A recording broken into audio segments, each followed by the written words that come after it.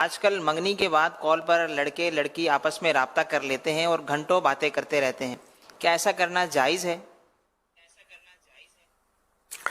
منگنی ابھی اجنبیت کو ختم نہیں کرے گی، محرم بھی نہیں بنے گا منگنی سے، تو اس لیے وہ ان دونوں کا آپس میں بے تکلف بننا، یہ غیر مرد اور غیر عورت کا بے تکلف بننا ہوا، تو یہ جائز نہیں ہے۔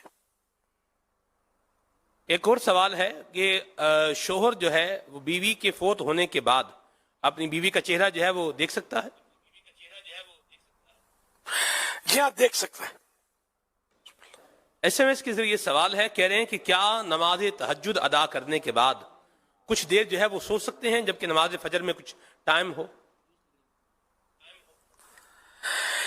اگر نماز فجر پڑھنے کا یقین ہے کہ یہ کوئی رکاوٹ نہیں ہوگی، پڑھ لے گا، نماز اٹھا لیا جائے گا اور جماعت بھی مس نہیں ہوگی، تو سونے میں حرج نہیں ہے۔